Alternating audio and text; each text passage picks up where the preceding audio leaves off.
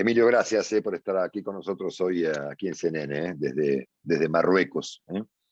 Bueno, Placer. pues es que esta pregunta es una pregunta, creo yo, crucial, ¿no? O por lo menos un debate crucial, ¿no? El asunto lo planteó hace un tiempo un personaje muy controvertido, sobre todo para los latinoamericanos, que es Henry Kissinger, ¿no? Siempre él está ajustado a algún debate muy complejo respecto de sus ideas y su comportamiento.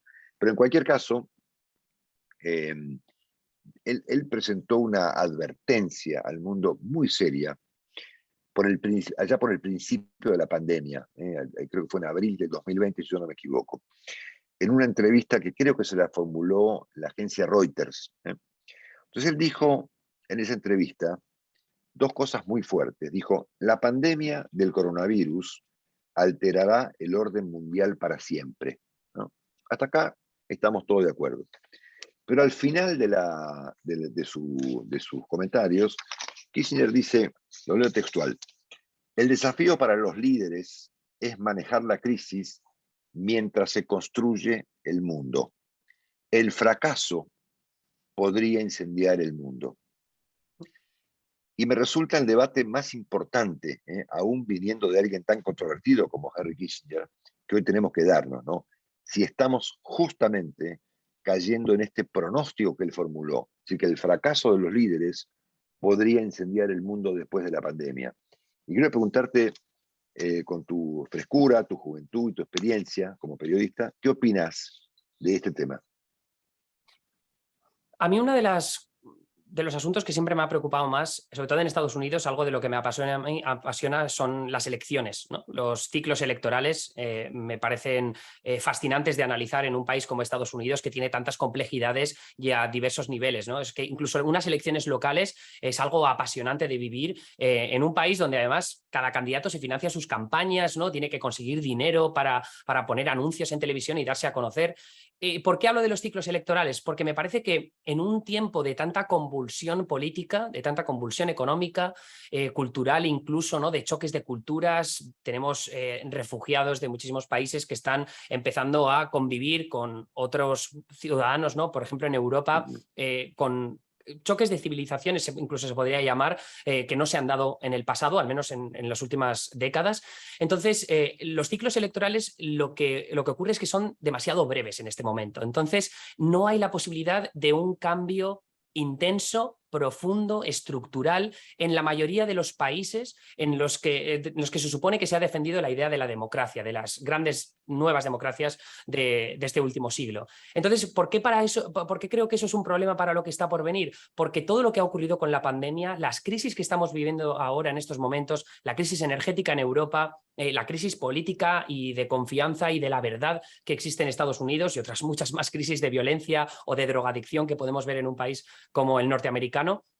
Lo que ocurre es que esos cambios estructurales profundos no se pueden dar porque los ciclos electorales son muy breves. Entonces, los políticos siempre están pensando en las siguientes elecciones. Y si a ti te toca una crisis o una variedad de crisis como las que están ocurriendo en estos momentos, tu objetivo es pasarle, como diríamos en España, pasarle el marrón al siguiente político. No hay una concentración en aprobar medidas que de verdad tengan una consecuencia positiva sobre la ciudadanía, sino que se está pensando en cómo voy a ganar mis siguientes elecciones sin llevar a cabo los cambios necesarios que necesitan muchos de los países que ahora lo están pasando realmente mal, ya sea con el calor, con la subida de los precios, ahora la inflación sabemos que es un problema global durísimo, o la crisis alimentaria que se nos cierne y que seguro va a tener consecuencias trascendentales en países del tercer mundo, ¿no? Países que están todavía en desarrollo, y que eso puede generar, por ejemplo, una nueva crisis de refugiados con la que Europa y otros países estoy seguro que no están preparados para lidiar con ella. Así que estamos en un momento, como digo, de transición que a mí me parece muy complicado precisamente por creo que los ciclos electorales es una de las bases más duras y más problemáticas, más difíciles también, que tienen por delante las naciones occidentales. ¿Encontrarías algún hilo conductor entre la pandemia y la guerra?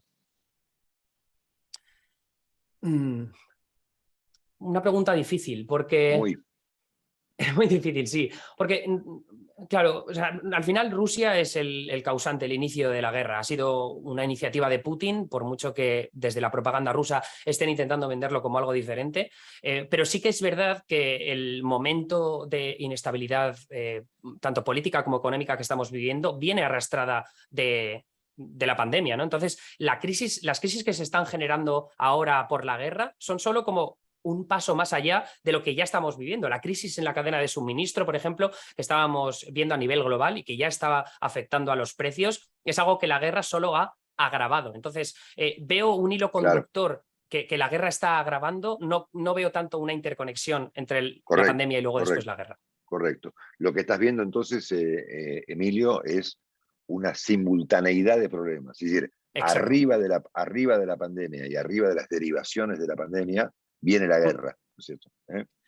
Claro, y además todo un problema extra que podemos añadir a eso, ¿no? Aparte, como decías, ¿no? De la pandemia, de las crisis económicas y, por supuesto, la crisis geopolítica generada por Rusia, tiene que ver también con la inmediatez que generan las redes sociales. El hecho de que prácticamente todo el globo tenga un fácil acceso a Internet. Evidentemente todavía hay un porcentaje muy alto de población que no tiene acceso a Internet en el día a día, ¿no? Pero ya lo vimos en Myanmar, por ejemplo, que Claro, fue a través de Facebook que se propagaron mentiras a un nivel estratosférico que provocó la matanza de los Rohingya, ¿no? Y ese yo creo que es solo como una pequeña anécdota gravísima que luego puede tener sus reverberaciones en otro tipo de crisis que se den en otros países y que gracias a las redes sociales la inmediatez de las falsedades y de las mentiras solo haga que poner en más problemas a los países que están lidiando ya con muchísimos problemas de raíz.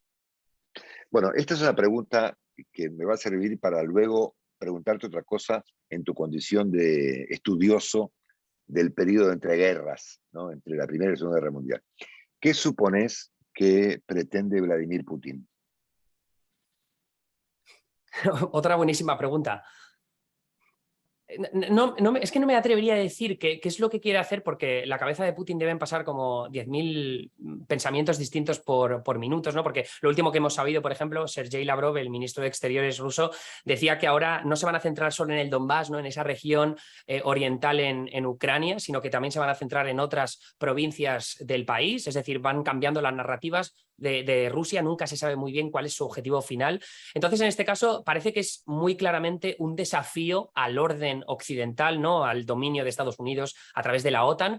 Y quizá Rusia en lo que más está interesada es en esa inestabilidad política, porque estamos viendo que a nivel económico tampoco le está afectando tanto por el momento la cantidad de sanciones que les han impuesto. Sin embargo, Europa pues, está pasando por un momento muy difícil inflacionario y del precio de la energía, que será incluso más grave en el invierno. Entonces, me parece que ahora Putin está ha conseguido ese momento de caos por el que siempre ha luchado, ¿no? Porque también hemos visto la intervención de Rusia en elecciones en el extranjero, ya sea en Estados Unidos o en otros Muy países de bien. Europa, en mayor o menor medida. Entonces, esa búsqueda del caos siempre ha sido interesante con tal de influir en en el nuevo orden mundial, donde Rusia, China, Irán tendrán un papel determinante, por supuesto.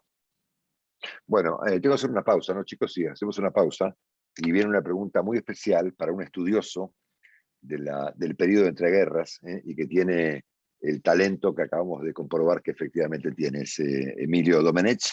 Ya venimos.